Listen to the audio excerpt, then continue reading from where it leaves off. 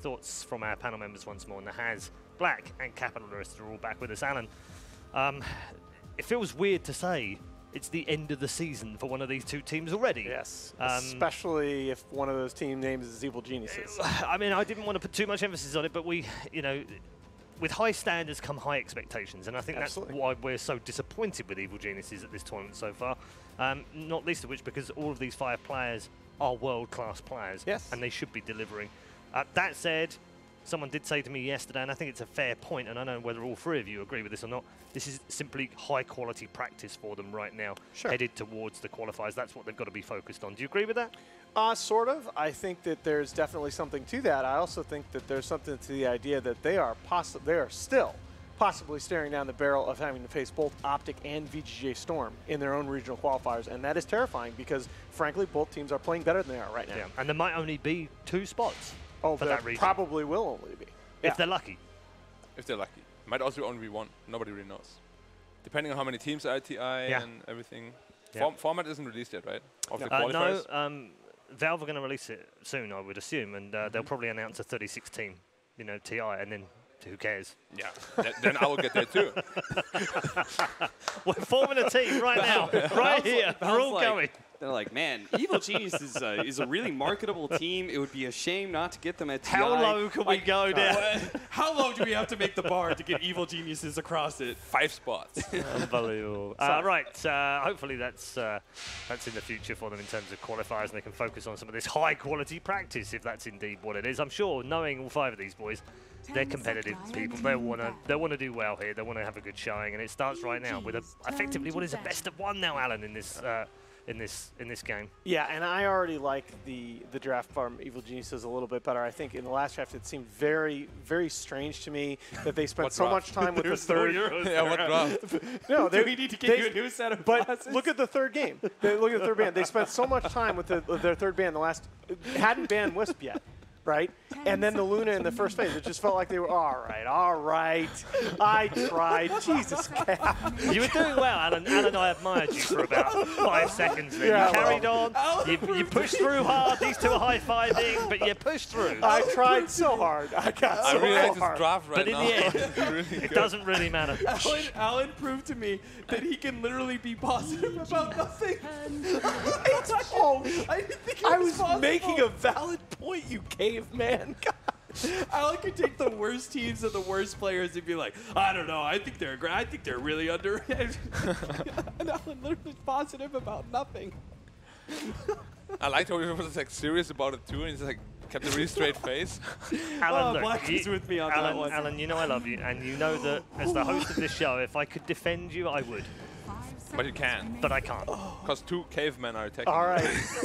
you basically need to whip out the club at this point and fight back. If 3 people say I'm an idiot, then I'm an idiot. Go on. But only 2 did. However, the draft has now begun, and there is a first pick, and it's not yet for EG. So Evil Geniuses draft. Evil Geniuses draft is they banned invisible. Night Stalker, right? We were talking about the Night Stalker Leshrac and whether or not that can put enough pressure. Boy, did it. Yep, it crushed it. It put a ton of pressure. Yeah. Going back to so I do agree with that. I was going to say, going back to your point, you were talking about the fact that they were banning differently. Well, taking more time in the over last the draft, it felt like they took a lot of time deciding whether or not they wanted to let the IO through. Right. And that kind of may have led to a strange Luna pick in the first phase. That's not something that they've done in the recent history.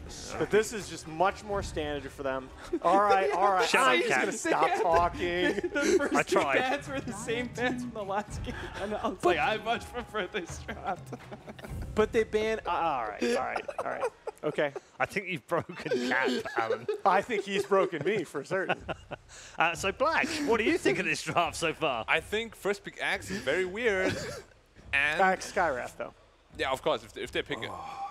But this is like what this. But is why would you something first they pick ran in a Skywrath bunch of then? Because they probably have another idea with the Axe, right? Because they I don't think could EG then go really Axe runs themselves. either hero. Yeah, but they have played some Axe.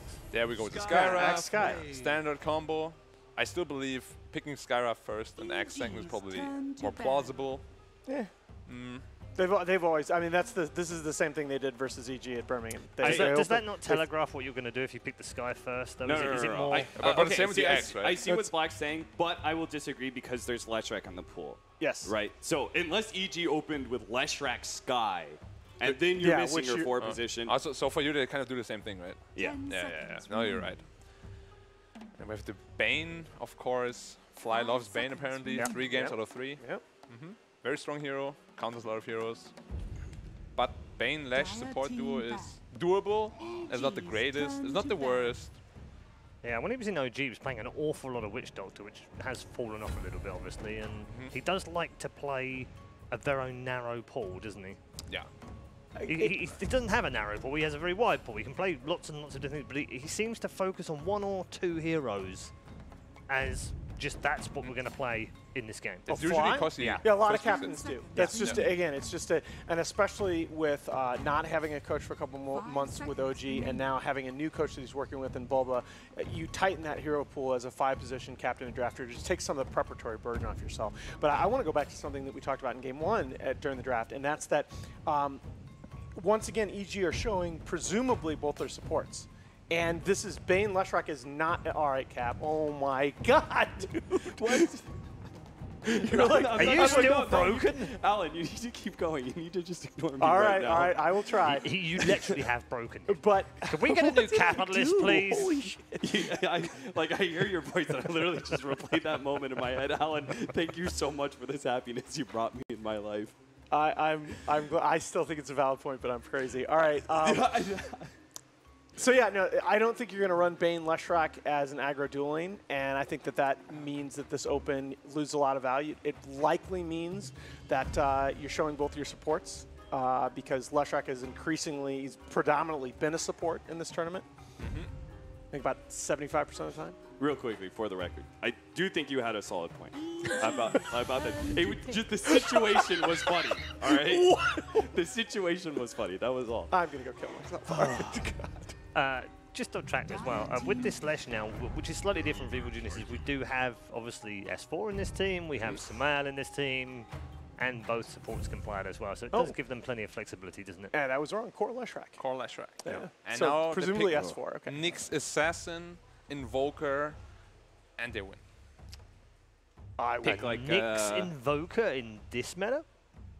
A Nyx Gyro or something? Nyx is really good right now, though. Oh, you mean Spirit? Okay, yeah. You picked Nyx. Oh, yeah. Okay. Thank you. Nyx is God tier for Spirit. And then Evil Geniuses will have to pick like they'll have to pick like an Omni Knight or something. Only thing is that means Nyx is your 5, which is a little bit weird. I think it's okay. What Sky can be run as 5? The way Nyxes are playing right now is because he'll be in the safe lane with some sort of ranged carry or something like that. And then he's also, like, the way Nyxes are playing are not necessarily assassinating heroes so much as they are being like the vision hero and the smoke breaker and that sort of thing. And that's a good 5 positions. Guess what Spirit have run as a 5 in the last few months? Spirit Breaker. And Nyx. Oh, they have. Okay. They have run it as a 5 on FNG, and they're more likely to run it as a 4, but they have played it on both. The only hesitancy I have with that is is that enough to shore up your lanes? Because right now, EG, this is quite possibly going to be a Bane Leshrac aggro dual lane. I forgot about that S4 Leshrac that he's absolutely loved over the last 2-3 months. Apologies for that. But one of the combos that LGD first used to break this Axe Skyrat dual lane dominance is the Elder Titan and the Gyrocopter in the safe lane. And I wonder if EG is looking at the Gyro. So the Shadow Demon confirms that we won't be going Nyx in terms of supports anyway, because that SD is obviously FNGs. Yep. And Troll is even stronger in lane than Gyro. Yeah, in certain circumstances. And then I do not understand the SD pick too much. Doesn't really count anything. Doesn't really go too well with your lineup. It's just an FNG hero. Yeah, it's like a very comfort pick. Yeah. They've played it a lot in the past, right? It's his most played hero right now in the last 3 months. And I do think there's an argument for that hero. I mean, it gives you the BKB piercing disable. All right, guaranteed BKB. Well, slow.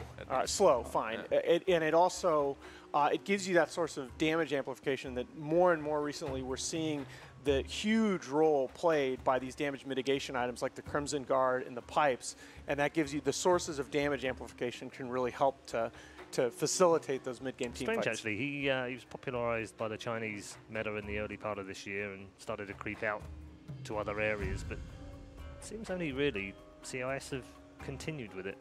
I mean, honestly, Shadow Demon is just a weird hero. He can be very effective or very useless, depending on how the game goes, and sometimes just completely out of your control, and you're like disrupting a guy, and then that's basically your job, and then you're comparably like to a Bane or something, you're very useless. I mean, does it come back to what Alan was talking about before with captains? Do they, you know, they focus on one or two heroes, narrow the pool, get comfortable?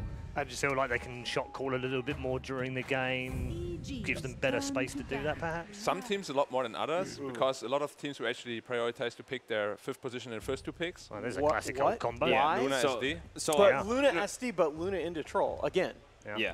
But Luna SD and Sky Axe. But this time that's literally the reason that they just Okay. took so much time was because they had this idea that they were going to go Shadow Demon Luna, and Evil Geniuses saw that coming. They picked up the Troll. Team Spirit took a lot of time, deliberation, talking about the fact that they lost in this game 1 against the same matchup.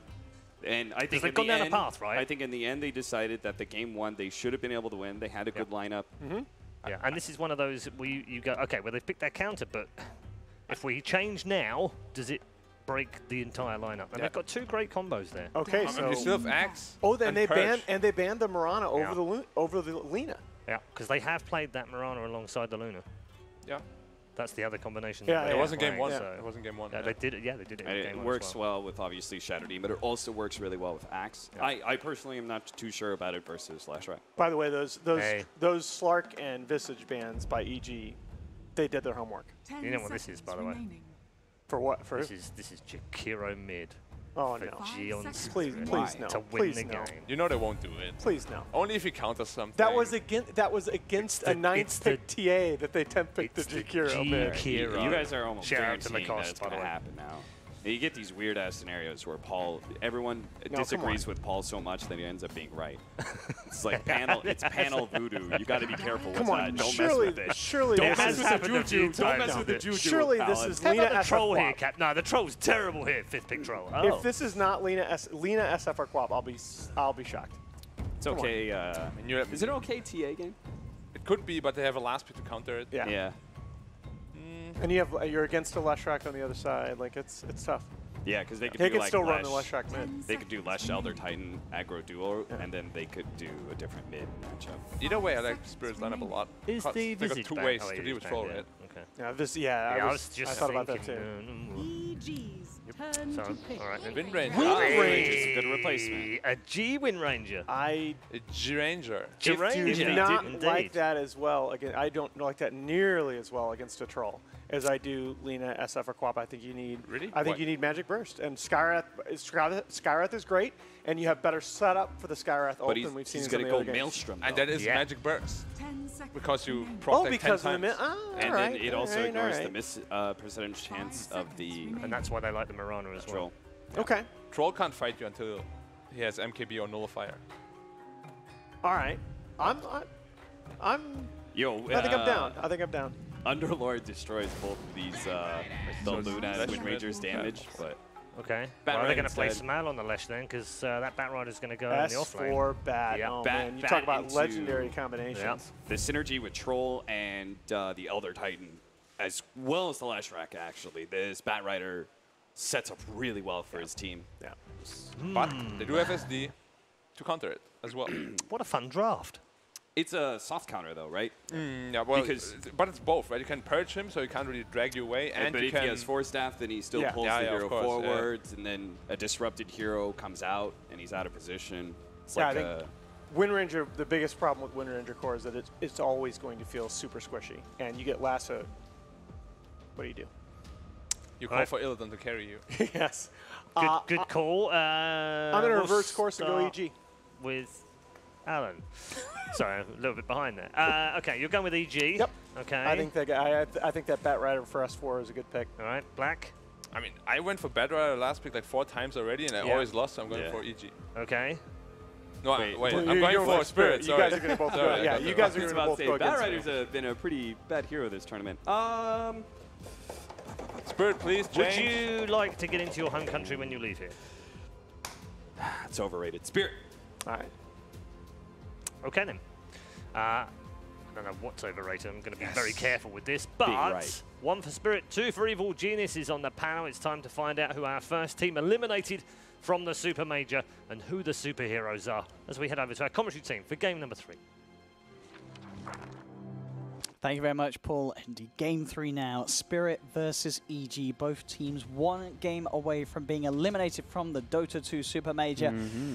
Who's it going to be, Fob? What do we reckon from these drafts? If you're an EG fan watching at home, should they feel pretty safe and confident, or should they be sitting on the edge of their seat? You know, I really don't want to agree with these panel guys, but I felt this. I'm like, damn, this Bat Rider looks pretty good, because SDU can be like they mentioned, like the soft counter. You can actually purge the bat. You can actually disrupt the Bat Rider too in those situations. You can't pull back with the force stuff, but I've seen this last pick Bat Rider a lot of times in this tournament, and it's lost the majority. But it is an S4 bat, so I have high hopes.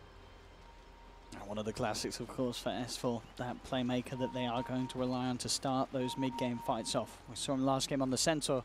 Get a good timing on the blink, having some of those good jumps, good initiations, but it did really fall off for him as a Centaur. Obviously, in terms of getting the farm, it's going to be a little easier on the bat, but we'll see what sort of a start he has in the lanes. And he will be backed up by Crip. A lot of offensive potential between these two once they hit the level 2.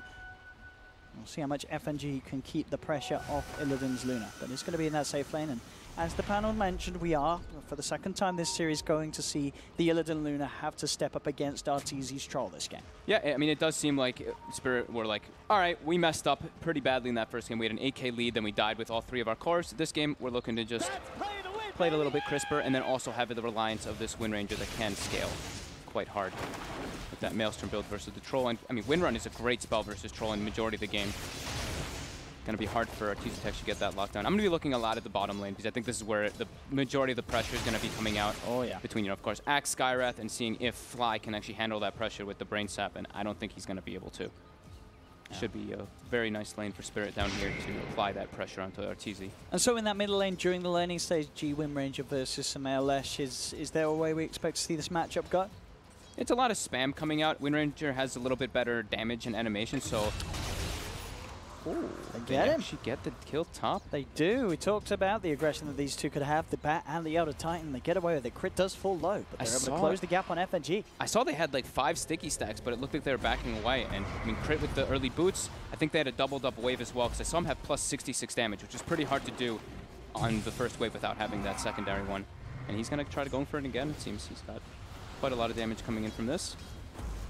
72 from this one. Actually goes for the natural order early on to go for that right click. And making this lane very tricky for Illidan to farm in. Keeps the damage as well there from the Elder Titan. He uses the Spirit, you know, before the second one wears off, so he keeps that plus 72 from the one before. This bottom lane as well. Not looking too bad at all for RTZ to start off with us. The aggression doesn't seem to be too much top lane. But we'll try moving. FNG does have 7-8 stacks of sticky napalm on him. He is not getting out of this one as they'll run him down. They do take a lot of damage from the tower. Can Illidan find anything in return? Crit pops a salve, and that will keep him alive. Ooh. Was that an S4 salve? I think it might have been S4 salve. Nice little team play there coming in. A second kill for EG in that top lane. Look how RTZ changed his item build. You usually tend to see, of course, like the Stout Shield and stuff, but he's like, I'm versus Axe and Skywrath. Sure, they're going to be hitting me a bit, but it's majority of that magic damage coming in. Opting to go for just more HP regen and a quick Wraith Band. Farming just okay down here bottom RTZ. Yeah, and mid is kind of just, I mean, stalemate. They're both farming back and forth. G is maybe a bit, I mean, it's pretty even because he's got this wave coming in. He's got those, a little bit of advantage in denies, I guess. But incredibly even at mid lane.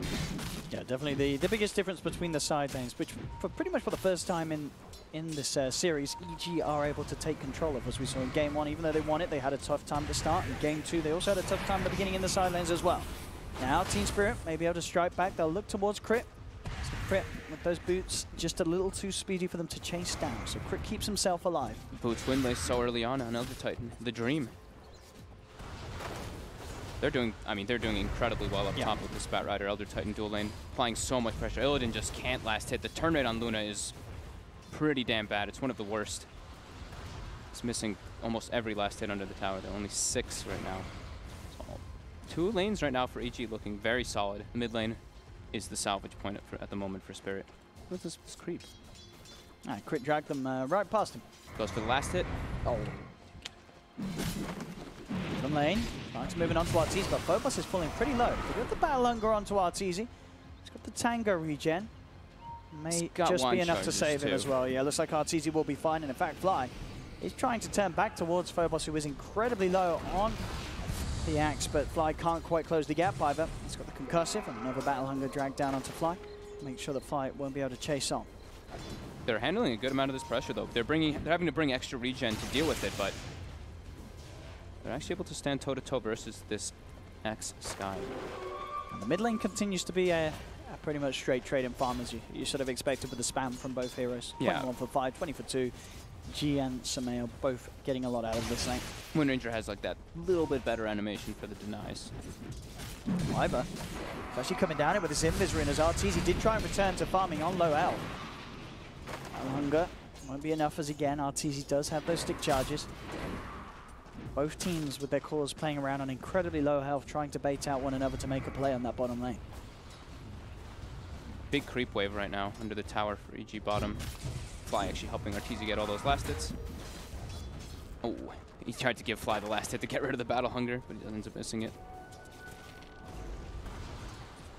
Still yet to see any sort of rotation from either side.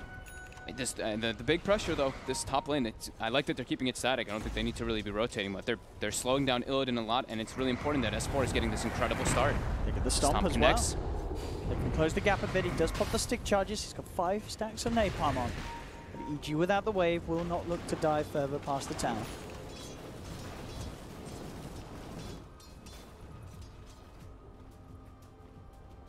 Have to actually use the Shrine now bottom, so the harassment is starting to add up in the bottom lane, but Arteezy still 27 last hits, doing just fine anyway. But level 4 now on Phobos, level 3 on Vyver. They've got the increased chase with that level 2 concussive and level 2 hunger. Flying Arteezy, you have to be careful how far they step forward. They're constantly just poking at this axe though, so he can't actually play on that like super aggressive up and just give the extra right clicks to Arteezy.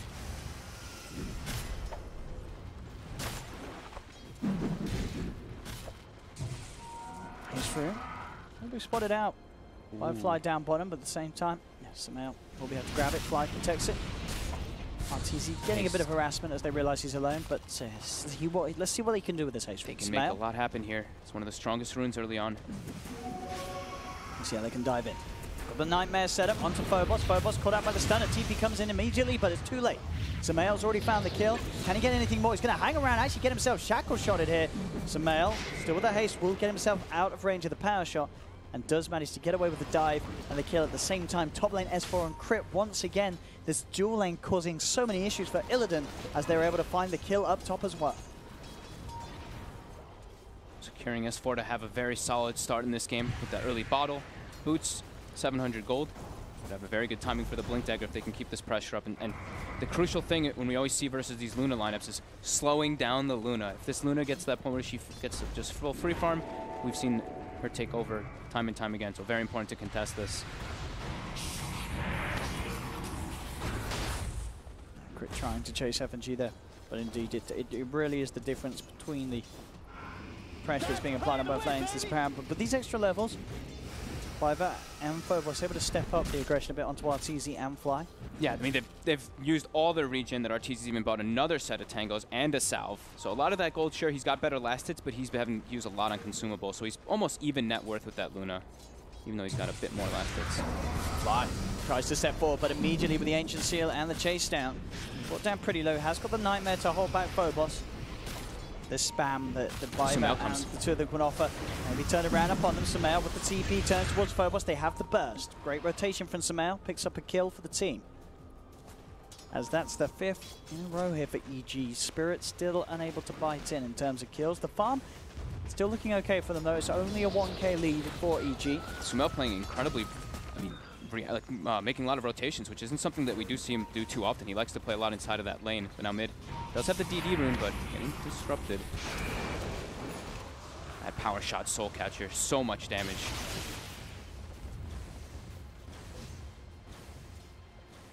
Samael has to be careful. Another power shot could be the end of him, but he's got the full bottle.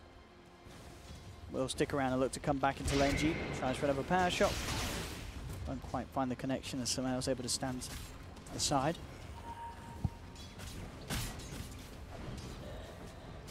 pretty important game for Sumail to stay quite ahead in this game because there's a lot of burst damage coming out from Spirit's lineup with the Power Shot, Soul Catcher, the Lucent Beam as well, and Skywrath. Has to stay quite ahead, and an interesting interaction, of course, with Shadow Demon versus Leshrac. Lesh, ideally you want to go for that Yules eventually, but Shadow Demon actually doesn't really allow you to Yules yourself at all because you instantly pop it, gets purged off instantly from that continuous tick of the demonic purge. Might see him actually just skip it and just go for that Bloodstone, which we do see a lot of the times anyway. Bottom lane Fly. And Sumail once again heading down towards this bottom lane, looking to get involved with the kills. They've got the Nightmare into the stun setup, which easily sets up for action. Immediately in response, Spirit able to make the counterplay. FNG with that rotation towards top with the help of Biver. They have the burst. At the size of this stack that is up top too. Spirit does not want the Batrider to take this. And, I mean, this is the power of Batrider and Elder Titan. If the ET's up there, the Astral Spirit does a lot of damage, or you get a lot of damage bonus from it, but they have to make sure that this Batrider can't take this. They have to find a way to secure it. So we're probably going to see them emphasize a lot of rotations up there. They've got to protect that. As you said, that could be a decent chunk of gold being swung either way. They're sending the Axe up there to take it. Phobos. Fly. Just a bit of harassment on Sajid. No follow-up. I see both teams positioning themselves around the bounties. Phobos starting to clear it. There we go. A lot of damage though. Gotta get some spins. We'll get just enough able to clean that up. Level 7 now picked up. Living came across as well to soak up some of the XP. Good that they don't allow the bat to get that. EG S4 could have gotten quite a swing of momentum from that. Terms to come out. FNG just trying to get his level 6 online ASAP. Sumail is going to go for the Yules up there actually. So he's looking for his own ways to set up his combos. He has to be careful with that Shadow Demon interaction though. The Purge can play a big factor in this game versus both that Lesh and as well as the Troll. We saw, of course, the Troll, if you're able to get on top of the Luna, you can do a lot, but if you're able to get slowed down from that, bottom lane, painful. There's the setup, no messing around from Illidan, popping the Eclipse for Fly. How rude. They want that kill, they will find it. The commitment of the Eclipse. Still though, Sumail standing at the top of the network. These rotations, these kills that he's been a part of, giving him a lot. G and Viver will try and close in upon him. Quick Shackling and an Ancient Seal with that burst. It's not going to be quite enough. Sumail will survive. They have quite a lot of amplification on their lineup. I know Spirit actually does this in a lot of their games. I've seen them, of course, they love the Shadow Demon, but they like playing like these Slardars, these Skywraths, anything that can allow you to bring heroes down quickly because of that. Quite neat. S4 cutting the wave up top, getting a lot of damage on that top tower when Illidan does make that rotation bottom. Oh, talking about Illidan, he's been caught out by the Stomp. They've got the ult coming in as well, taking a lot with the bash from Artur. They'll bring him down. Maybe they can find more. They look towards FNG. He'll slow down Arteezy with a Demonic Purge, but Crit, he's hot on the chase. FNG is going to try and run himself away. Battle Trance is going to be popped, so there's that extra attack speed for Crit. He goes for the Stomp, has the control. Arteezy will be allowed to sweep over and clean up the kill. That was pretty massive there for EG in the last few moments. Sure, you see, Illidan went bottom, got that Eclipse kill, but he killed a Bane with the Eclipse.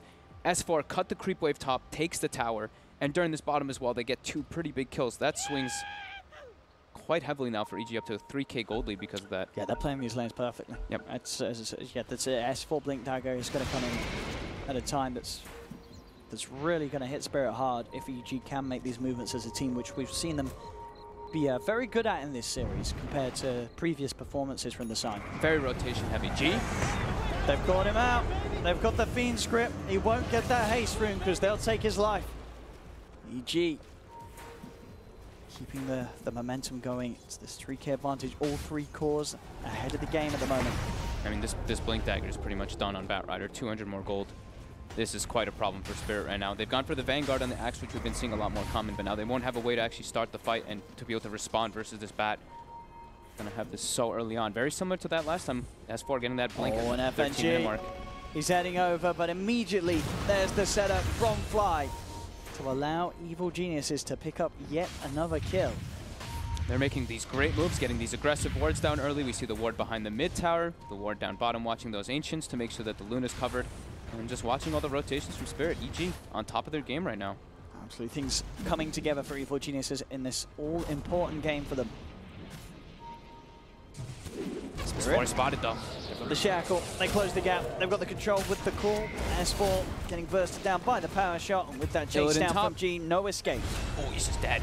They get more out of this as well if they close the gap onto Biber, and they do. As quickly as they lose S4, they find 2 kills themselves elsewhere, EG, and a big one. This Illidan Luna, as long as they can keep the Luna down and behind, it becomes incredibly hard for Spirit to get themselves back into this game. They need Illidan to be able to offer something in these 5v5s. I mean, you don't want to play Luna from behind versus a troll. You want to have an exact opposite situation. Phobos.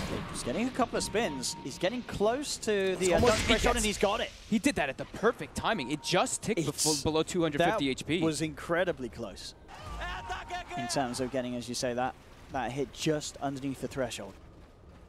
So we talked about damage amplification on Spirit. Looking at EG2, this is actually one of the combos we've seen a decent amount in the last like 2 or 3 tournaments is this Leshrac Elder Titan. How much damage can actually be amplified by that ET Aura. And Crit having a fantastic game right now. 305, level 10 already at 14 minutes on an Elder Titan.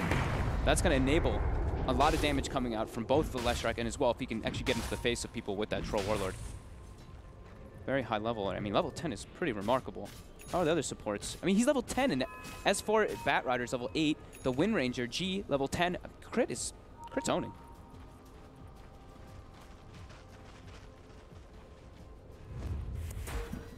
Spirit. They see the smoke. They do.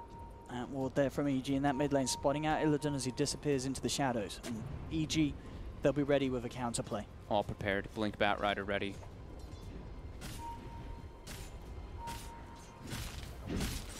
Spirit really needs the Blink Dagger on Phobos. He's getting very close to it, though. That's going to be crucial for them to try to look for those pickoffs and be able to get back on that aggression to make space for Illidan, which he very desperately needs this game now.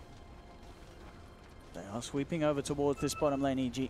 Look how they're leaving that the bounty runes, at least the top one, because they had a feeling that the vision was there from when S4 got gone on earlier. Now they grab them, though, and you see Phobos just back away. Yeah, reads the map, realizes there's something fishy going on. Will not be caught up ever so close to that Blink Dagger. How's G doing? She's getting close to the Maelstrom, so that damage will be there if they're able to get the call on people. And I mean, they still do have a very hefty amount of magic coming out from Spirit if they do get those situations to catch people. Luna ulti plus Skywrath. G claiming another tower here, though. And a jump forward from S4 may claim them killed. Also, FNG will go for the self-disruption, but no way he gets away from this one. EG just continuing their control of the game as a whole. It's looking very clean so far from Evil Geniuses. 16 minutes in, 5k lead, and very few slip-ups at the moment. Yeah, and they have all 3 tier 1s taken early on versus a Luna, the absolute dream. You can get those deep wards down, watch wherever she's farming. Illidan's going to have to just be on heavy recovery mode. Hope that they can make as much space as possible with this Blink Dagger on Phobos, which he does have. They're starting to make that 2-man rotation that we love so much, Skywrath plus Axe. They can kill pretty much anybody if they do find the opportunity, if they are isolated. They're trying to, look, they're even playing around Illidan, kind of maybe expecting a rotation. S4 is there on the high ground, though, will dispel the smoke. Means that Phobos can't get the blink jump in as he does get touched by the Firefly. S4's actually going to blink in aggressively. He has the backup, and there's the crit. Fly holding down the Axe, allowing Arteezy to stand from range, but a defensive disruption from FNG comes through. Drop the Demonic Purge on Arteezy, and that disruption allowing the time for Phobos to blink out. Illidan turns up with the Eclipse, will clean up Fly, and now looks to chase for more. Turns towards crit. He's being a little hesitant with Arteezy there on the front lines. S4, the immediate stun indeed. He tries to get in on the front line somehow, but he gets shackled, bursted down by the power shot. They may have managed to find FNG on the side, but overall, EG, they've lost 2, maybe even more, as Phobos blinks in, has the control onto S4, blocking off the bat. They take 3 down there, Spirit. Oh, Sumail getting a little over-aggressive, coming in toward the high ground. His team wasn't there. His team was on the low ground, completely separated, kind of backing away, because Arteezy was still demonic purged. Sumail gets shackled, just quickly dead. As we I was saying it was a smooth game so far, but that was certainly not the play that EG were looking for, getting caught out by Spirit despite S4's positioning, dispelling the smoke. That was a fight they willingly chose to take, and it cost them. They didn't have the lasso. They really need the lasso in those situations to just make sure that they can get that positional advantage to move the Axe out of that good spot. And that was, I mean, it's a Chris Smoke, though, coming out from Spirit, right? They were looking to hunt, but they were also looking to play around their Luna, because they were kind of expecting EG to make a move to try to find Illidan as well. So it works out perfectly for them, and they start to get Illidan back and caught up, now claiming the top net worth that this Dragonlance picked up. After seeing what we saw from Arteezy's Troll in Game 1, with how well he was able to sort of play the game, getting the Battle Fury despite the fact that the panel weren't huge fans of it, do you like the fact that he is still going for the Battle Fury again this game after seeing sort of what he was able to achieve with it in Game 1? He seems to just do it every single time, right? I think last time he was versus Nature's Prophet, so you could understand like he wants to have this Quelling Blade. I think this time, it could be punished. There's a lot of magic damage that comes out. He's going to have to do the Battle Fury straight into BKB again. Instant blink out as soon as that movement is sort of spotted out as S4 tries to blink in. Straight up reactions there from Phobos, keeping him safe from the blink lasso. Spirit now with the counterplay. They've still got a bit of time left on the smoke. They have to look to take these fights if they know that this Troll is going for Battle Fury. Let's see if they can find a catch. Look at this. Phobos has found the call on to Fly. Fiber comes in, and with the burst there, should have a good chance of finishing Fly off as the rest of VG have to leave him behind. I mean, yeah, this is the time where Spirit, they can just keep looking, just look for fights non-stop. Sure, they have a Luna who wants to be farming, but they know this Troll cannot be getting participation now with this Battle Fury. He walks in, he will more than likely die to all the magic damage that's coming out. And it really is this timing that we saw Arteezy get away with in Game 1. If he gets the BKB, suddenly the fights become so much harder for Spirit, and he did. In Game 1, he got the Battle Fury, got a fantastic timing on the BKB, and then EG had a pretty smooth sort of line to victory. If they can punish him though during this time before the BKB, yeah, I mean they have to. Spirit have to try and find him before he gets that BKB. But this time they do have an Axe who is very farmed and gonna have a Blade Mail at a pretty good timing, so they will have that damage to be able to pierce through. And I mean, if Phobos gets those calls with Blade Mail, he can probably bring down the majority of the HP from Arteezy.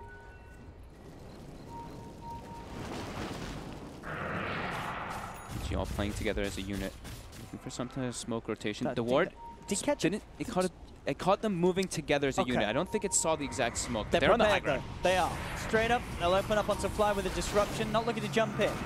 The back away, FNG caught out by the stun. Illidan's on the high ground, does have Eclipse available if a fight will kick off. So EG have to back up, but there's the jump. The call, the control from Phobos, catches out two. G from the side coming forward, he will be Nightmare, but they've already brought down two of EG as S4 and Fly hit the deck. They got the instant Yule Scepter.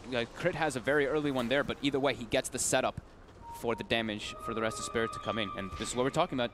EG, they're moving with 4 heroes, but Spirit, they're moving with 5. Absolutely, they're getting outnumbered. With numbers. Yeah, Arteezy can't get involved to that BKB. It's going to hurt them for the next couple moments. That advantage that they had about a 5k advantage. It has gone down to 0, and the experience is now in favor of Spirit. It really is all down to Spirit can keep playing at this tempo. Because at this rate, that BKB is not going to come soon enough. Nope. Couple fight, maybe like one more fight in Spirit, they can look to go for a Roshan if they get a good situation for it. Kind of similar for EG too, though. If EG can take a big fight, they can also look for that Rosh quite quickly. That Blade Mail you talked about. Getting close. Pretty much done. The money's finished. Yeah, that's very scary. EG's actually made their way into the pit right now, kind of starting that one. Here comes Phobos. He's heading over. He seems to know that they have vision there. That's the second time that he's been very, very quick on the Blink Dagger as soon as he does TP into that toward that area.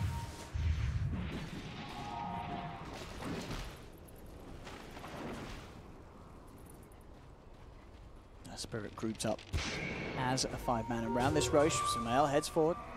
We'll grab the invis.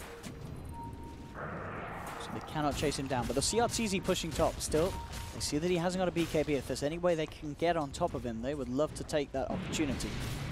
But it looks like the line has been drawn down mid by Spirit, so maybe saying just go for the trade. Try and force EG back, because obviously with the Luna, the SD, they have a lot of pushing power themselves, Spirit. Looks like they're still sort of undecided on how to take this. They know that EG is entirely up there on their half of the map. I think they're trying to force a reaction back and get that pick off from Phobos with this Blink Blade Mail. Arteezy gets away with the tier 2. Yep. Getting close to BKB. They're neck and neck right now. Both teams very even. Arteezy as well as Illidan pretty much even in net worth right now. EG has the high ground, but they're under vision of Spirit right now.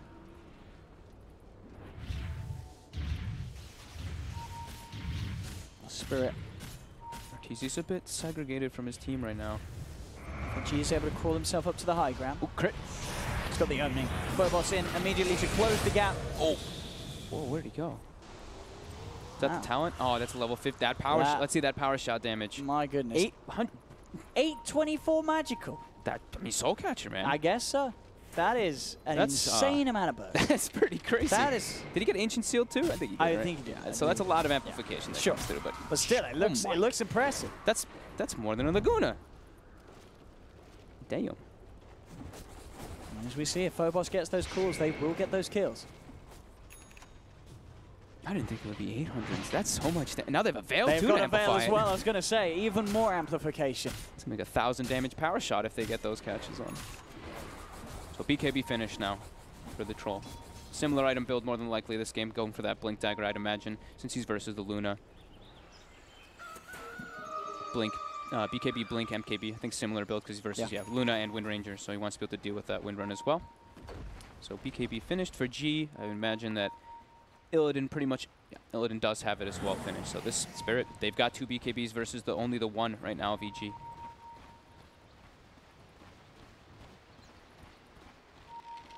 Seem to know that S4 is hiding somewhere here in G hunting. Phobos, he gets him, he's got it! In he goes into the trees, catching S4 out. They knew he was there. And they find him. Yep.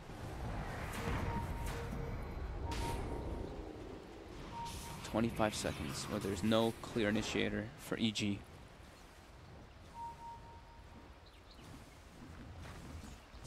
This will be another tower taken, of course, with one man down. EG no interest in trying to defend these outer towers at this stage. But an incredibly close game, 25 minutes, less than 1,000 gold between the two teams. Arteezy finds a ancient stack, but has to actually run away. The ward vision does see FNG ports in very quickly. Phobos gets left behind here. They have got the Fiend script, and there is no backup coming in for Phobos. So he will be taken down. Now alone, that's a tasty kill for Flighty. A lot of money for ending the killing spree of the Axe. And immediately with the Axe gone, they want to make the play. Because they know that Axe is the biggest threat for Arteezy with that BKB. With no Axe in the fight, Arteezy can sort of have free reign with that BKB. Initiation.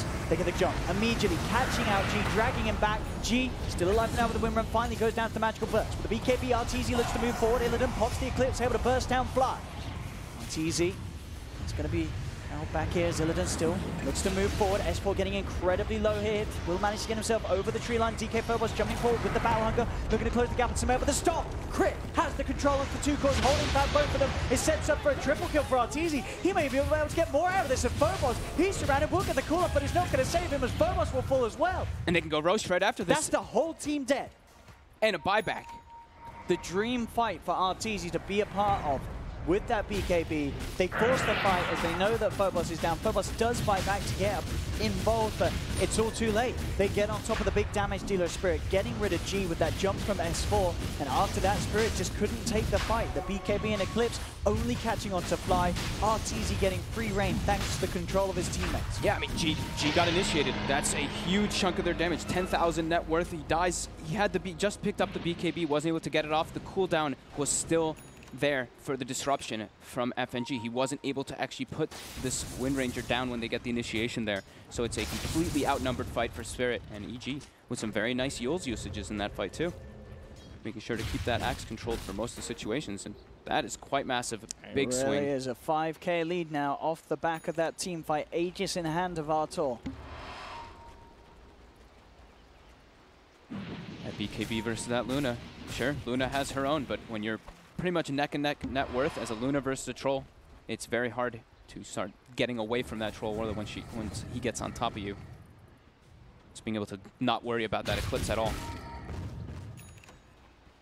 Yeah, it certainly feels now you need a fair few more items on the Luna to be able to stand toe-to-toe, and or at the least rely on sort of Phobos finding the call before the BKB's out so you can actually do something with the Eclipse against Arteezy's Troll. It's going to rely a lot on just the initiation from both sides. Whoever gets the jump in a lot of these situations could just commandingly win the fight. But now, EG, they do have that Aegis to be that kind of cushion. So as we were saying, you know, the Blink Dagger, of course, for the Troll, and then queues up the MKB instantly. Arteezy looking incredibly farmed off the back of that fight. Top net worth. Down 2k between himself and Illidan.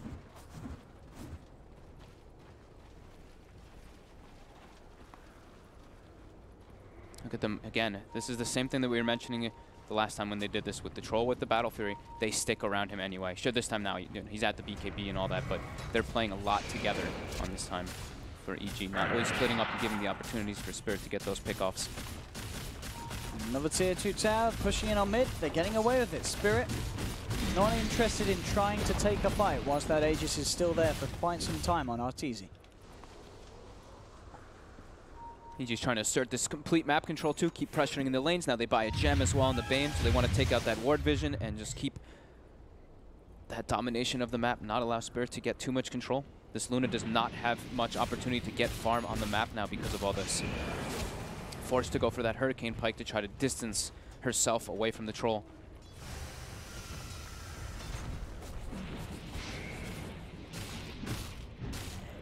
Getting closer and closer to that point where one sort of clutch jump and grab from S4 can allow EG the opening to enter into the high ground. But look at this. They've got the ward. Spirit are coming out of the base. They want to try and fight. Bobot's going to get the jump. Jumps in, only catches out the Vayne, but that will be enough to get the kill. In return, though, Arteezy pops the BKB. They're going to fight straight away, but he gets Demonic Purge. He's being held in place. Eclipse coming out as well. Arteezy will fall the once. Bobot's taking a lot, but Illidan doing so much for the Eclipse in the midst of it all. Cuts down crit. Can they kill Arteezy a second time? He's trying to stand toe-to-toe with Illidan, but Illidan keeps the distance, turns around with a Lucid Beam, and this time Spirit will be the one to take the fight. G hunting for more. He's looking towards Sumail. Sumail, the stun absolutely on point. In fact, Sumail may bring down G. He's trying for it, but G can keep the distance. There's a regen rune here as well for G. He does find the kill onto the Skyrap, but overall it costs Sumail his life as well, as it's EG's turn to get team wiped. Woo! And this is where he said the initiation is going to be so crucial. You see S4, he gets the lasso on the Luna this time, but there is the disruption coming out, and the disruption, and then instantly purges the Troll. Arteezy uses the BKB before the Aegis, so he's completely kited during that entire situation where he has the BKB active, and the Eclipse is absolutely perfect from Illidan. Very well executed fight, and that vision, wards win you games, right? That ward right there, they had on the high ground, spotting out all of EG. We're going to see it again. As I say, Phobos only catching out the Bane, but it was more than enough. Suddenly there was no sort of save Nightmare play, and the way they surround Arteezy. Yep, instant disruption comes out. Illidan able to just be just fine in the fight, able to just stand toe-to-toe. Arteezy dies with that BKB active, and now respawns 4 versus 1, unable to really do anything. Yeah, G and Illidan just pretty much untouchable in that fight. Yep. Turning up the BKB on G. They just can't hurt the Wind Ranger at all. Arteezy being kited up as well as they were able to. We're back to zero. An even playing field, and back to Illidan being level with the farm of Arteezy. And as we say, you know, once Illidan sort of gets that extra item, he's got 2.7k gold at the moment. I mean, even with the MKB on Arteezy, as we're seeing with the Demonic Purge, with the Berserker's Claws, there are certainly ways to kite this farm drop. So, yeah, a lot on the initiation, but it's also a lot on the reaction. They have to find a way to actually control FNG so that he can't get those disruptions off on the Luna when they do get the jump. Especially now, as FNG picks up the Ether Lens, so he has that extra reach, extra range to make these clutch plays in the midst of the chaos. And he actually, I mean, we were mentioning the gem that EG picked up. It's right after all that happens, they end up taking it from EG. So the map control being dwindled a little bit from EG. I wonder if Illidan actually just goes for the butterfly anyway. He already saw the Demon Edge on Arteezy. He might deviate from the build, trying to just maybe go for an AC, something more tanky, so that he can actually deal with the pressure that can come out. We'll see. It's still such a tempting item to get, especially when you have a Shadow Demon for the illusions as well when it comes to that inevitable push. Definitely. I've seen him walk by a couple times from the secret shop. This time, he's not actually. Last time he sold the wand and bought it right away when he had enough money, but this time he's holding steady with the money, maybe making that decision. Sure. And not just Arteezy's build could put him off the butterfly and make him go for some like an AC, but also the fact that there is an Elder Titan in the game. That sort of the armor from the stats isn't going to help him out as much. He may want that flat armor that the AC could offer him. Exactly. But we'll see what he decides. At the moment, as we'll say, just still continue to stockpile the gold. 3.8k on Luna at the moment. There's that MKB finished for Arteezy. And as we say, as we know, if he can just get himself on top of the Luna, he's got a good chance. But it is very hard. It is very hard to do so indeed with the Shadow Demon and the Axe in play. They have to almost certainly just find one of those two heroes before RTZ looks to commit on top of Illidan. They do kind of have the way on EG to do that, though. They have the triple blink daggers, right? So they can just all jump in at the same time and just cause that havoc and try to disrupt that Axe from getting of course, the initiation up and of course, stop FNG from saving the Luna. They're smoking their way down bottom. G is still in the base right now for Spirit. This is only 4 heroes right now. Let's see what S4 can find. He's coming across. Can he get the big jump? He's looking for it immediately on top of Illidan. There's the damage from RTZ. That's the Luna gone, plus the SD as well. And that's what we're talking about. If they can find and control Illidan out alone and make those sort of jumps, Illidan just evaporates. Yeah, I mean, the damage amplification, again, the ET gets close, everyone melts. Roche going to be respawning in about 35 seconds. And, oh, a DD top. Or may respawn in about 35 seconds. So Spirit, understandably hoping for the longer respawn so they can have time to sort of reset and get themselves towards the pit to fight.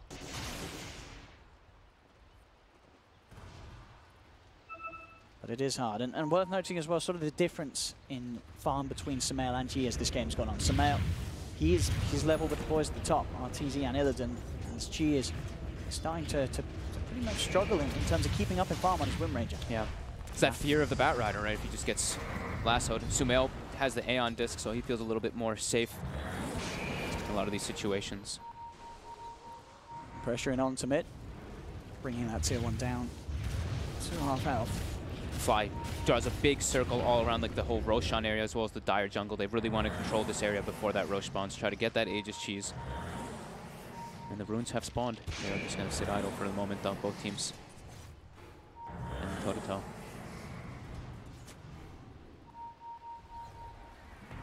And with that pickup that they got earlier too, they did recover their gem. So S4 does have that, able to take out some of the wards. And Spirit did have Spirit pretty blind on the map right now.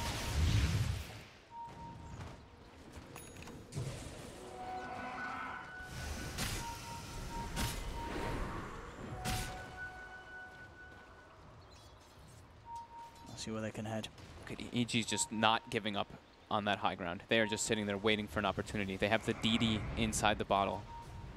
Or TZ, waiting for this Roche to spawn, and now it has. In they go.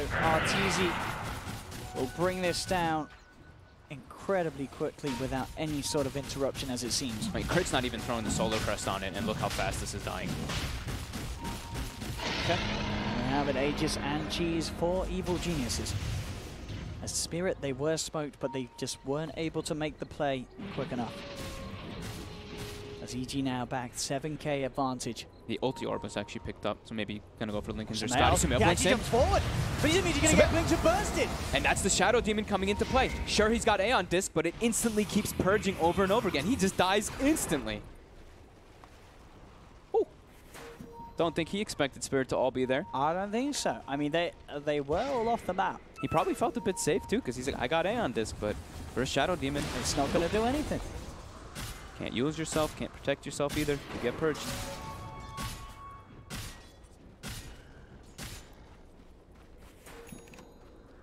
Bloodstone charges ticking down a little bit. 10 now. And a full Skadi for Illidan. So if he can keep the distance, get those touches in onto the troll, he's got that extra sort of slow to make sure that he can keep that range between them. Yeah. Stopping RTZ from being able to close the gap and get those chain bashes out. It's good that he's, adapted, of course. You saw the MKB. He's like, I'm not going to go Butterfly here. Just not value. Even if he's got the Shadow Demon. They're going to have to head back, though. Because EG, they are starting to force onto the high ground. RTZ. Oh, G doesn't have a TP. He is running the long way back. And S4 straight in. He jumps forward. He gets the catch onto the Skyra. Third burst hand pipe. Illidan has managed to make his way back towards the base, and now G is there as well. The SD Illusions pushing the base a little bit. EG pops their glyph. You know that all of Team Spirit is back right now, and EG, they don't have their Bat Rider initiation, so they're a little bit reluctant to try to go for that range Rax down to 200 HP. Still got a good few minutes on the Aegis, so no reason for EG to rush it too much.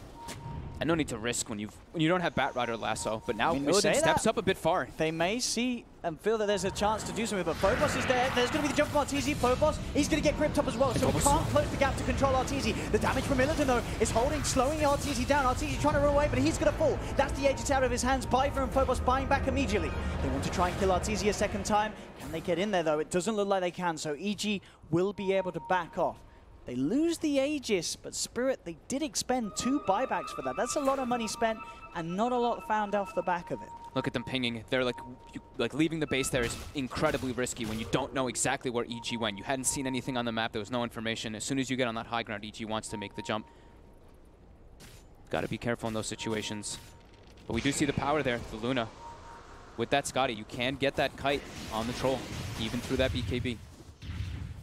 Yeah, Arteezy, next item in the lineup going for his Satanic, so sort of that classic answer to the Axe Blade now. As long as he can get that popped off in the fight, the Axe Blade Melt, it's, you know, he's going to be able to counteract that easily with the amount of lifesteal that he will have. Yep, an absolute necessity this game. And I mean, Satanic overall, it's become a much better damage item as well for Chorus. It gives like 50 damage now compared to what it used to do. Incredibly close to having that item done. It's about 500 gold away. Also, as well as that lifesteal, it's gonna have the back, but the Vlad's on crit. I actually really like this Vlad this game. Vlad's just coming back into the meta, that's for sure. Great for the exact instance that you were pointing out versus that Blade Mail. Yeah. And it just gives you, I mean, even like a little bit of armor. These little things can definitely add up when you're playing versus this Luna. Spirit all positioned behind Illidan. Can they get over and get a look in on this? They will reveal themselves. Illidan on the front. He's going to get lassoed. He needs backup. There's the disruption. Can the rest of the team get in time? Arteezy pops the BKB. Phobos immediately on the front lines, but he gets grip. Earthbender, he's already down to half health, but Illidan pops the BKB, turns. Arteezy getting low. He's dead. He's gone 400 seconds. They're going to be able to pick up more of this as well. Self-fuels here from Samel as he tries to keep himself alive, but the damage is too much from Illidan. Yeah, lose 3. Fly has brought back. They do have buybacks available on both Samel and Arteezy, but they find this fight Spirit incredibly good with these sort of initiations. The clutch blink in from Phobos. Sure, he doesn't get the blink cool, but he's able to get into the fight before Arteezy's able to get in on top of them and stop Spirit from being able to get that jump. And you mentioned it before, the Aether Lines pick up from the Shadow Demon. There in that instance, he wasn't going to be able to get that disruption off if he didn't have that extra cast range. Able to get it so Illidan can get the BKB off to get that distance away from the Troll Warlord. And there we have the buyback. Forced out. Arteezy will buy back. The tier 3 tower will be taken. And Spirit open the base. Such an incredibly close game, just back and forth all over the place. Just the kind of game you would hope to see from 2 teams with their tournament lives on the line. 14 minutes in, 27 to 22, 2K lead for EG, but this game can absolutely go either way. We're just seeing at the moment how scary Illidan really is in the fight, as it does still seem to be the overarching problem for Arteezy that he is getting kited. It's very hard for him to sort of fight in these full 5v5. Sure, when they're out alone, they get the jump onto 2, bam, they can delete the Luna. But in a 5v5 full-scale team fight, it's pretty much impossible for Arteezy to get the job done. Yeah, he always gets kited, and his BKB is now down all the way to 5 seconds too. So that is going to be quite problematic for him to really get inside of those fights. Massive amount of control coming out. Very close to having the Bloodborne as well on G. So that extra bit of damage output can allow any target disabled by the quarter to be in a lot of trouble. Move over, start to take the shrines from Evil Geniuses.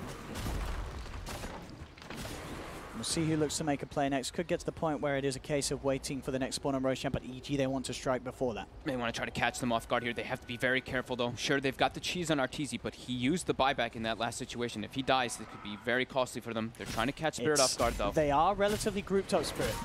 Phobos is going to back up. They are the full 5-man. This is the sort of situation that can be hard for EG to fight into Samel. He's going to jump forward immediately. He gets caught. The Blade Mail rips him apart. Samel still alive now, but fighting for it. They've lost Samel. Arteezy getting punished here by Illidan. He's getting kited. He'll try and force away, pops the cheese. He's back up to full health, but they're chasing him down. A buyback for Samel. He's desperately trying to get to this fight, but there's the call, the control. Arteezy, he's gone. Down for 110. Does not have buyback as Spirit. They're ready to potentially chase on for more. Samel's brought back in for this one, but Phobos with the Blade Mail, returning a lot of damage to Samel. They've got the concussive shot. They're collapsing on Samel.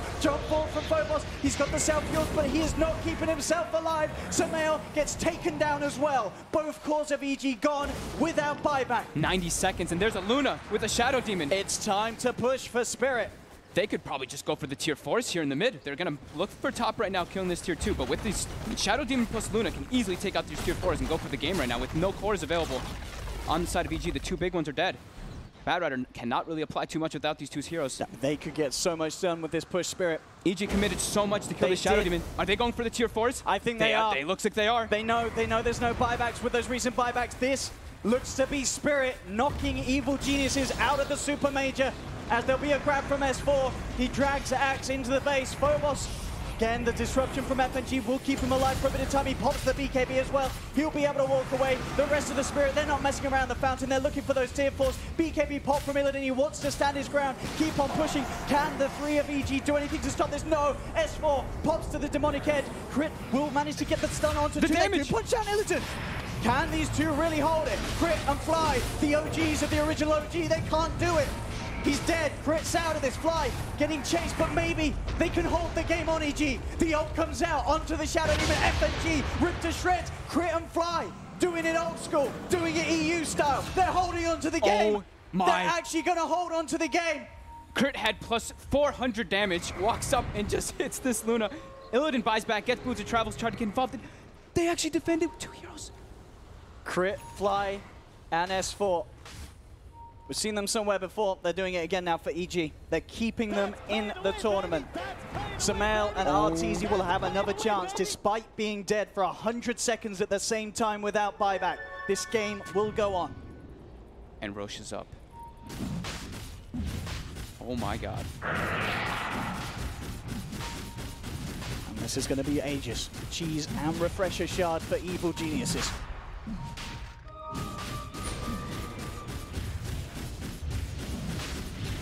Team that seconds ago came so close to being knocked out at the Super Major by Team Spirit.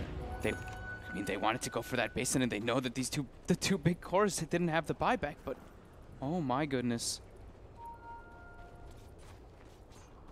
Of course, worth to point out as well that none of the racks got touched. None of the racks got taken still have down. all 3 sets of racks alive.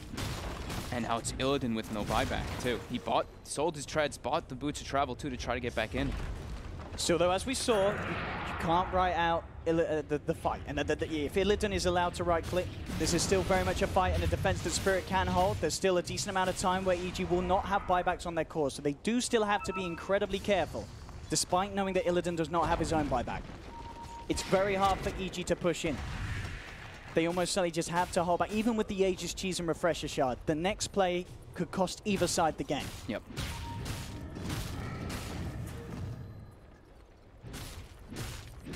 I'm still kind of in amazement, to be honest. That's why I've just been kind of in silent. I can only imagine the tension is just as high with both sides at the moment. Oh yeah. After that sort of play, that sort of hold. Look at this. I mean, Crit now has this Refresher Shard, so the double Earth Splitter could definitely put into a factor here in these team fights. Spirit, they're looking to get aggressive, trying to catch EG when they're split up.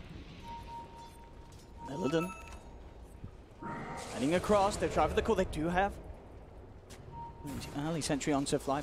Actually, he's heading in. Fly wants to kick something off. He goes forward. It's Byron the Nightmare, the rest of EG are coming across. Arteezy jumps in immediately, gets the bash, but there's the disruption on him back. It's not going to save Fiverr. Fiverr will fall. But there, Sumail, he jumps in, he dies immediately. Now Illidan, he's going to be able to stand his ground with the BKB rip for Arteezy. That's the Aegis gone. They've lost Sumail, they've lost the Aegis EG. Phobos will be jumped away from Arteezy, backing up. They've got to be careful. Arteezy cannot lose his life here. The Aghanims on FNG this time. I don't think Sumail expected that, because he saw the first initial purge come out after the disruption went onto Arteezy. Sumail blinks in, thinking he's safe, thinking the Aeon Disc will protect him, but then another purge comes out since you get these 3 charges. Instantly dispels this Aeon Disc over and over and over again. Actually, he didn't even have it in his... He didn't actually have the Aeon Disc in his inventory. He had the cheese, but he got shackled and controlled. And either way, if he did, it would have gotten dispelled. Smart decision as well from Arteezy to just disengage. Yeah. He cannot commit with Sumail down. That was their Aegis. That was That was their Aegis and their Refresher. Yeah. They still have the cheese available, but Sumail just time and time again getting shredded instantly by all this damage that comes out. Does seem like whoever gets jumped on either side dies in such an incredible fashion from all this damage amplification that both sides have. What more could we ask for in an elimination game? Aghanim's nearly done for G. They'll have that extra bit of output. They do have a full Crimson Guard on Phobos. These items just feel like it doesn't matter. It's like, sure, they get these cool items and everything, but either way, it's like if whoever one hero gets jumped, dies, they're dead. Yeah, they just die so quickly. If they can protect Illidan in the fights, Illidan just goes off with these glaives and just being able to kite this troll. And it really does feel like the FNG Shadow Demon has just done so much. Yeah, I mean, 3, 11, and 19, but his impact is absolutely ridiculous. These demonic purges have been absolutely on point. Same thing with the disruptions. And he's getting close to level 25, which I have not gotten to see, but 2 charges of disruption. He can save several times. Well, certainly sure. That's going to be quite something for EG to play around. I don't think many people have played against level 25 Shadow Demon. I don't think FNG's even played it. Getting to 25 on that hero, not a common affair. He's going to be, he's very close levels because that 30% experience game as his core is getting that early 25. Man, I'm sweating. This is intense. Both teams just, it's so scary just because of that initiation, like we're saying. Everyone just so important really on this positioning. But at the same time, you can't help but feel it's just the difficulty is much higher for EG.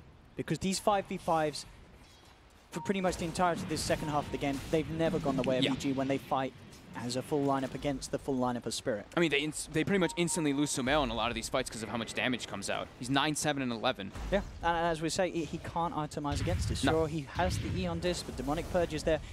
What does he do to keep himself alive? There's very little he can. He's got a Shiva's Guard, he's got armor, he's got some health from the Bloodstone. It's positioning. It's still not enough. Yeah, it's all about positioning in these fights. He can't go in on the front lines, but then again, when you look at EG's lineup, it's a question of who can. So it's going to be about mispositioning in the fights, right? The Batrider has to pull Spirit away from being that 5-man unit, because that 5-man unit is terrifying. And 100% lifesteal. I mean, he went for the attack speed earlier, and he was punching on that defense. He did salvage the defense because of this, so 100% lifesteal. Plus the Vlads.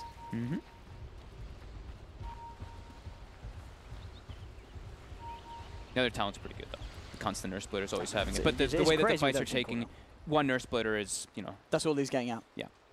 The fight's already, someone's already dead by the time second one will come. These fights are not lasting 25 seconds for him to get a second one. These fights are lasting 5 to 10 seconds maximum for the most part. And it's, you know, a great sort of counter in itself to the Axe Blade Knuckle. Yep.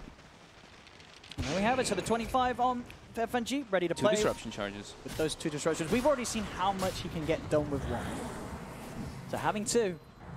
He has 3 demonic purges and 2 disruptions. A lot to play around here. He's got a lot of spells. Get himself another gem picked up for the team. FNG. All the buybacks are coming back up. Crits in about 20 seconds. Illidan's in about 20 as well. So almost everybody in the game will have that buyback available. Just the Skywrath and Shadow Demon a bit short on the gold.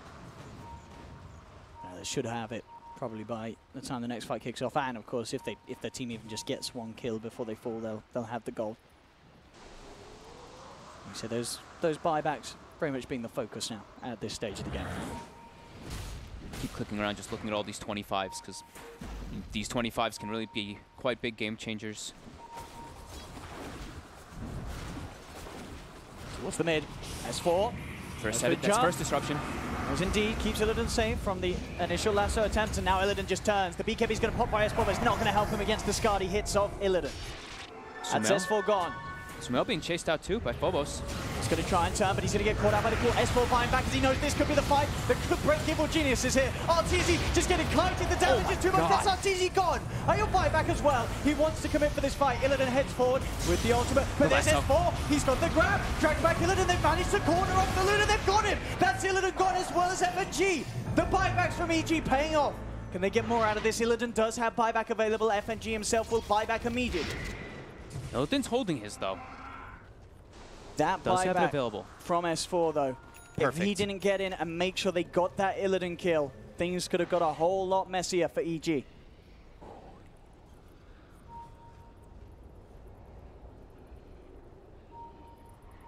And now once again, we're in this area. There's 3 buybacks on cooldown for EG for 7 minutes. They have to get just these, the one for Spirit. They have to get these like perfect opportunities with the lasso. We've been seeing like no matter what, Arteezy, he can't get on top of people. I mean, the damage coming between the Luna as well as the Wind Ranger. And there's the buyback. There's the buyback. They're looking for a fight. They are. Let's see if they can find it. As they're heading straight out. Whichever core goes down could be the core of the losing team now. FNG has to be very careful with his positioning here on the Shadow Demon. There's a jump. Phobos. He finds the initiation, but S4's there with the counterplay. Immediately opens up the Shadow Demon to make sure there's no sort of save. FNG gets taken down. Arteezy, he's got himself on top of Phobos, takes down the axe. They're found 2. They turn towards Illidan, but Illidan with the BKB now looking towards Fly and Crit Fly. Forcing him down to the low ground, chasing Fly and Arteezy. Can they have the control? G heads in with the blink of the wind run, but Arteezy has the blink up in time. Gets himself back to safety. Crit goes to the TP up. The shackle shot's there to cancel the TP. They'll find Crit as well by the looks of it. He tries to run away, but jump forward from G. He'll be yours up in the air, bursted down by the power shot. Crit Flies back immediately, but no Samael and no Fly for this defense. At the same time, though, Spirit are without the Shadow Demon. They got that jump. FNG has to be careful in those positionings, but either way, Spirit, Illidan was able to get everything off in that fight, just being able to have the perfect positioning. Sumail just time and time again. Back at Roshan's there. And with 4 versus 3, Spirit can head in, take this without any sort of worry about EG getting involved. This time will mean that Sumail will be back before Spirit try for the high ground push. But now they've got Aegis and Cheese to deal with that lasso, as well as having the disruption from that Shadow Demon. They've got a lot more ways to protect these incredibly damage-dealing cores coming out from the Wind Ranger as well as that Luna. I mean, G, in a lot of these situations, he's being left alone in these situations. Like, he's staying back. So the Luna gets jumped or the Shadow Demon gets done, and G's actually able to do a lot of damage in these fights.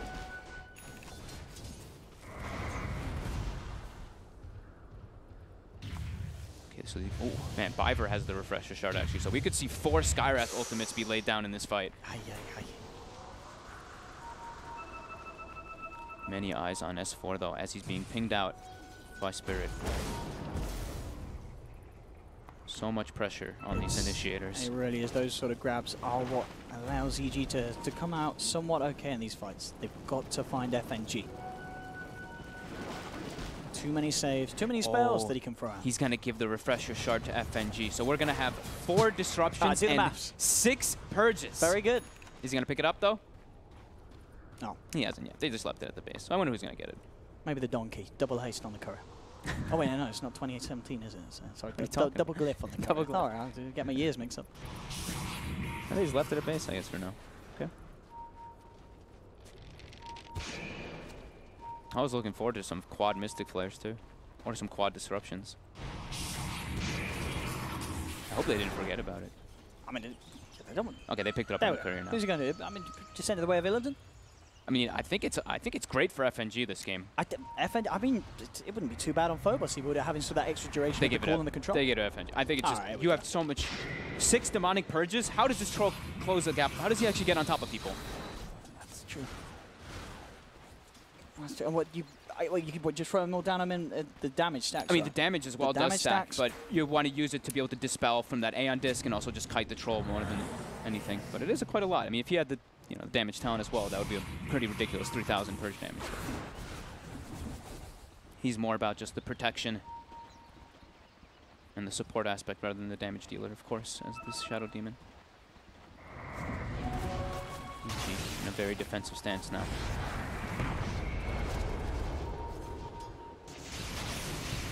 So many of these buybacks on cooldown.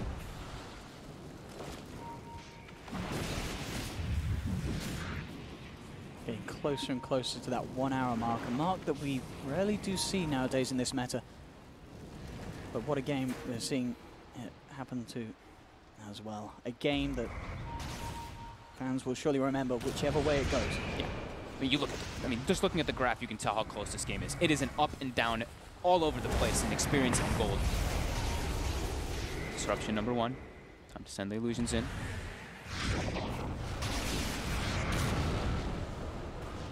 Not quite the push it once was, of course, the SD Luna, but it still does slowly get the job done. Brain track's almost down. Small gains. Instant things there. They want to jump. If they jump the Leshrac with the call, he has no way. He even, now we know, like Sumail gets rid of his defensive items. S4, he's jumped in. Look who's he's grabbed. He's grabbed Illidan straight in. That's going to be a Luna down once. He has the Aegis ready to go for another round. Crit pops in with the ult, trying to hold them back, but Phobos jumps against the goal, but they kill Illidan the second time. The instant control from Fly with the grip. They managed to take Illidan down twice. He's not got buyback. FNG's down as well as Sumail buys back. He knows this is the fight for them to take. EG heading in, getting the stun onto GG, getting slowed down, surrounding the magical too much. G cannot escape. 3 dead on Spirit. Phobos tries for the call. There'll be a buyback from G as he'll look to get himself back into this, but Phobos stunned up by Sumail. He'll fall. 3 dead on Spirit without buyback. That was sick plays by EG. Crit actually gets the Spirit in the back lines to stomp the support. So FNG was disabled during the majority of that lasso when they pulled the Luna all the way into the fight. Coming up to the 1 hour mark, they may have just done it here, Evil Geniuses. No Illidan, DK Phobos or FNG buyback for this defense. They're still on cooldown for 2 minutes on the each of them. They're up in 70 seconds on the Luna. How much can G and Biver do in terms of holding against the 4-man of Evil Geniuses? They're heading up, they're heading in. They don't care about the Raxes. It's all about defending the base right now. Trying to slow it down with the global concussive, but there's still so much time left for EG to go to work. The fortification comes out from Spirit. Biver might have to throw one of his lives in there. He has buyback. They've got to do something. They got to slow this down somehow. Their hopes and dreams slipping away from them, Spirit, as EG will take the first tier 4 tower. Move on towards the second. Biver indeed getting more aggressive, ready to throw his body at EG in an attempt to slow them down. Arteezy's getting down to low health, but Arteezy jumps in with the shackle. G! He's got the control, but they have the lasso. S4 keeping Arteezy from throwing the game. Holds back G. G can't get out. G will fall. Arteezy stays alive. Turns his attention back towards the tier 4 tower. Biver getting taken down by the Lesh. They've got the triple for Sumail. The Ancient is exposed. EG push on. FNG cannot do anything to stop the Evil Geniuses as they'll hold on to their tournament lives. EG, they'll win a series 2-1. They knock Spirit out of the Dota 2 Supermajor and will continue their run in the lower bracket. Oh my God. Those plays at the end. Those S4, I mean, the way that they sort of banded together, it really felt like those last 20 minutes was where we really saw S4 and Fly click with the team. S4, Fly, and Crit. Crit in this game on this Elder Titan was absolutely remarkable. Ends 9-4 and 29, gets the perfect stop in that situation and that base push to stop the Shadow Demon from getting in to help Illidan. Oh my God. What a...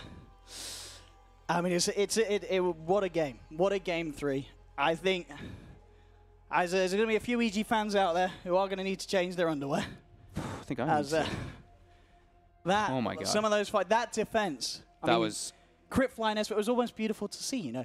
It was just the synergy coming back. It was like, it really was. Crit was going to Fly, hey, we used to, you know, we played together in the past, right? And then S4 was like, hey, you know, I'm Fly's new mate, let's get together, let's do some stuff. Oh, we've got a couple of NAs on the team, let's carry them, and then bam! They defended the 3. They defended the 3 versus 5. They defended the throne. Wow. What a way for EG to keep themselves in the tournament. The combination of EG and OG being the lower bracket champions. Wow. It doesn't sort of negate out once another. It adds together, as it seems, as they are able to keep themselves in this tournament and move on. We'll see if the Punks are satisfied, as the King will remain in the game. Back to you, Paul, and the panel. Indeed, Punks satisfied everywhere. Evil Genius is coming through in the second longest game of the tournament so far. The longest being also involving EG, which they didn't win. So just shows you how it can turn around, can't it? Incredible performance by the boys in blue. Alan, don't know where to start in this one. There's 60 minutes of just carnage, but there is one standout player, isn't there? That is the best game of Dota I have seen Andreas play since the Frankfurt Major, where for my money he was the MVP of that tournament. He was in on 38 of the 45 EG team kills, 31k damage for reference. Troll did 36 and Leshrac did 41. Was in on the key base defense, was in on the next team fight. After that, preventing an absolute disaster by Evil Geniuses. What a game. Yeah, there's so many highlights. We're actually going to start at 20 minutes in There's so many to get through in here. Cat, I mean, it was so backwards and forwards this game. Up and down and round about. You never really knew which way it was going to go. Yeah, there was a lot of throws on both sides. There was a lot of really good performances, a lot of poor performances. Yeah, I think that on one side you had Crit and S4 playing incredibly well. On the other side, I think you had Illidan playing well. I don't know, like FNG like missed out on well. he missed out on some very key disruptions. I think DK Phobos did not have some great ideas about Axe in a lot of part of that game. But he also had some solo kills on Arteezy in the early part of that game. That's what you're supposed to do. You're an Axe versus a troll matchup. So he's doing what he's supposed to do early. Yeah, but killing him once isn't like I didn't kill that. That's my game. Add that to the list of things done. It's on the to-do list. I hope you guys have won it because I did my job. All right, point taken. There's a lot of points to your job in this game, and the biggest and first and foremost is to counter this this troll. Yep. Black, what do you make of it? Exciting Dota, though. I mean, it was really, really good Dota. It was just for me, at the end, it's not that the wrong team won. It's more like, for me, Spirit has a massive late game advantage with their heroes, with their lineup, and EG massively outplayed them on so many occasions to even make it work in the late game. Oh, Viper played really well. Sorry, Viper played really well. Oh, Viper, the Skyrim. I think that's I was struggling to find the two people that I wanted to highlight because the other three didn't play the best. No, he's basically tied in damage with the Luna. Now, I know you wanted the Lina in this game rather than the Wind Ranger. Do you still feel the same? No, I actually drastically underestimated the impact of the power shot talent. That 100 extra damage on the power shot, taking it from to a possible over 500 damage with max channel time, gave Spirit more magic damage in those fights than I thought. I think that hero is better than I thought going into this game. I think when you're looking at this is kind of the tail end of the big three fights where EG gave up their advantage, and one of the things that you see in all three of those fights is a vision advantage. All right, on behalf of Spirit. In one of the fights by the secondary jungle shrine, it was just because EG didn't put down a ward. But in all three of those fights, the first one, a ward spotted EG rotating, even though it didn't technically see the smoke, so they knew that they were coming. And in this last one, Spirit actually started with two supports sitting in the trees, breaking a smoke of EG going up the ramp. TK full plus, why are you that close to the mountain against a Fat Rider? I really just think they should go for mega creeps here. Your play is to counter the lasso attempt from S4 on any of your important heroes that are right-clicking the buildings. It's not to get close to the enemy fountain. Why are they all just standing still? I see this again right now, but they're literally just standing under the Spirit, waiting to get stomped. I mean, look, this game it was a lot of fun to watch. It was also kind of a mess. But I mean, look, we're at almost half health now. And there's a chance here for them to finish this. And this is just Crit and Fly recapturing the magic, man. That's beautiful to see. Okay, if you're Liquid... And S4 as well. S4 and Crit had... I mean, that was the game-winning maneuver where they planned out this combination of spells where they were going to lasso and get a stomp in to stop the Shadow Demon. I'm sure we'll see that. At the very last fight, you mean? Yeah. Yeah. It's a very big mistake to get stomped, though, without really any setup by the SD. I don't think you can ever get stomped like that. And this here, I mean, Sumail just blinks in and dies in this fight. Oh boy! And what surprised me the most this fight is that they just ignored the troll and let him blink out. Yeah. Because actually he should die right there. Yeah, if FNG hits like the Shadow Poison as he respawns, if it's over the troll when he comes back, instant damage. This was actually a really good play by FNG. He pre-disrupted the Luna and then he blinked on nothing and he just died. I actually thought the game would end right here, but then Crit came in big, and he like just swung 4 times, and the Luna died. Yeah, this is the other fight I was talking about, where Crit is going to get a couple of kills on the river on the backside to finish this fight and prevent it from being just an absolute disaster. Look at the Luna. Yeah, it's this one here. Boom, bomb. Wow. And a lot of this goes back to, remember the very first point about winning the initial fight is like the most dangerous position to be in? Yeah. Especially in these late game scenarios. You force the buybacks, but you end up losing the fight. Yep. That's very true. Yeah, buybacks were definitely in a premium in this game. As you can see on the screen right now, there are only 2 of them available after that particular team fight. This one carried on for a little bit longer. And we're 6 minutes away from the end of the game at this point as well. My goodness. These games are always so stressful you can't even blame the players for making a lot of mistakes because they're under a lot of pressure. Yeah, especially in elimination an elimination game. Yeah, we see that every year at TI. Every year, that's a story that with so much pressure series to series, it becomes about who can grind out these games under pressure. I really feel like, though, if you're in a position, your team spirit, you're not as experienced as many of the top dogs. I think you really just go for the mega creeps. Yes, you don't end the game. There's risk for losing the game. But going for the throne like that, I think only teams like Liquid can pull that off. Liquid, LGD, maybe. I don't know. I think it's quite rough to go. I still look at it as, you know, if not for a heroic sequence by the other teams 3 through 5, you win the game right there. Yeah. I mean, it was a 3v5 in base. Yeah, yeah. I can't fight. I can't find too much fault with that. But at the end of the day, it's exactly as they say in college basketball. It's survive and advance. And that's what EG had to do here. They got it done. I think also, Cap, you'd expect at the end of that, for the first time, I think we saw smiles. We saw fist bumps. We saw them actually enjoying playing together. That's the start, isn't it? Isn't that the, you know, they can get momentum from that now. The awakening. Yeah. Punks are not satisfied, by the way. Punks are not satisfied? Y'all trying to force that meme. I'm pretty sure Punks aren't satisfied that EG did not go out 15th, 16th out of the tournament. No, they would have been the first team to go home. Man, oh man. Instead, it's Team Spirit who are the first team to go home, and that is the end of their Dota Professional Circuit season. We'll presumably see them in the CIS qualifiers, which is also a very competitive region, by the way. Plenty of really good teams are going to be involved in the qualifiers in there, and Spirit will be a very dangerous team amongst them.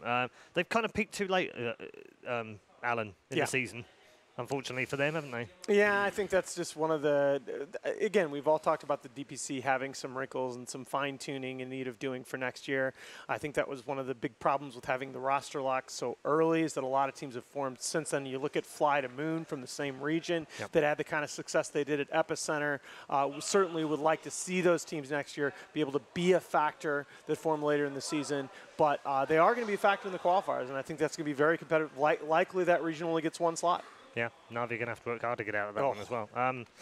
MVP, I was going to ask you two, but I'm going to ask Alan because I think he's got the right man for the MVP, and I'm not so sure you guys have. I don't think there's a question in my mind that it's Crit. I think without his ET play, EG are dunzo. Any arguments? We have the right idea. I'm just, you know, because we were talking about it off screen, and I was like, Crit's got to be the MVP, win or lose this game, isn't it? And you'd be like, no, they're trolling me at that point. Like, oh, right, okay. No, they were saying I was gonna argue for Crit as MVP even if EG is lost. Yeah, I thought he played that well, and they were saying that's not how it works. That's not how it works. Yeah. Well, he's picking the MVP for this game, so it's however he. But they won, so he's an MVP. Okay, so you're okay with it? I'm okay. So I think we're trying to start arguments that don't need starting here, Black. Exactly. Yeah, I think. So let's not argue. Okay, all right. Because we're friends after all. Peace and love. Are you arguing about arguing now, or? For the sake of arguing, we shouldn't argue, I think. You're probably right, but I'm not going to agree with you just yet. It's time to move on. We've got one more series to come. It is another elimination match, another very important match, and also for Infamous, who are currently 0-17 in their last 17 games. They go head-to-head with a team who are very much in form, but unfortunately for them, dropped down to the lower bracket after a dodgy group game against Mineski. It's VGJ Storm versus Infamous, and it's coming next. Coming up next, VGJ Storm versus Infamous.